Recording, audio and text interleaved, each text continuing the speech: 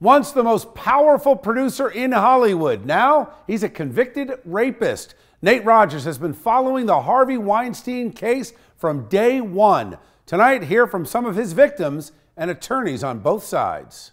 Bill, certainly an emotional day for all parties involved. Weinstein's accusers calling it a day of triumph. His lawyer saying he did not receive a fair trial. Now, a jury of 7 men and 5 women announced their verdict around 11 a.m. Monday, convicting the 67-year-old of criminal sexual assault and third-degree rape. Mr. Weinstein was shocked, but stoic at the same time.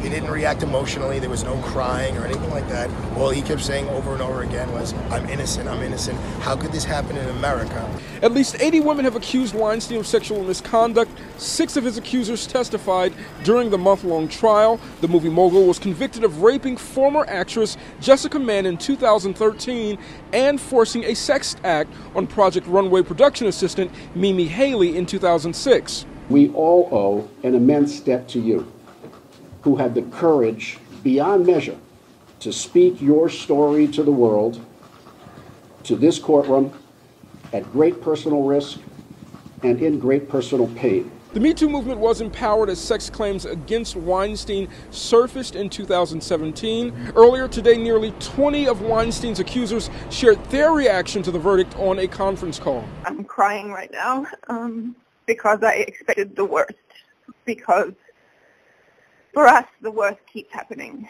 In Hollywood especially, sexual assault victims, the worst keeps happening. Weinstein was not found guilty on the more serious charge of predatory sexual assault, which could have put him in jail for the rest of his life. Following the verdict, Judge James Burke immediately ordered Weinstein into custody on Rikers Island. He'll be sentenced on March 11th and could serve anywhere from 5 to 25 years in prison. Now, Weinstein will also have to answer to more charges of rape and sexual assault in L.A. That trial is expected to begin in the next coming months. In New York, I'm Nate Rogers for Chasing News.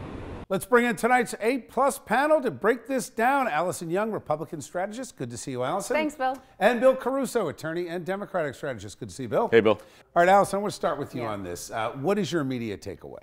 I think, as a woman here, it was surprising to me that some of the survivors that testified weren't believed and that he wasn't convicted on the predatory sexual assault charge, which was the most egregious of them all, and the court could have affirmed that he is a predator and has been doing this for a very long time. That's what this was about, and I'm really surprised that he was acquitted on that, and so I just don't think this is quite enough. Bill, what do you think? It's interesting. We have a difference of opinion because I think the harder charges to prove were the ones where physical force weren't involved, and he wasn't acquitted on those charges. He will face jail time, and I do think that this is a success for this movement, and it hasn't ended yet. On one hand, a good day for the legal system and the justice system because it shows that evidence matters more than emotion. It's very dangerous to just believe people arbitrarily. Yeah, and I just don't agree that this is arbitrary. I think that what has come out, not just in the court, but in the media over the last year as we've publicly tried Harvey Weinstein, is that there is a long history of this behavior, and so many women have been affected. This guy is a predator. He's a disgusting predator and deserves everything that's coming to him, and they should make an example of it. But people that haven't committed these crimes obviously shouldn't be impacted by this. Great. Evidence matters. Yeah. Thanks, guys.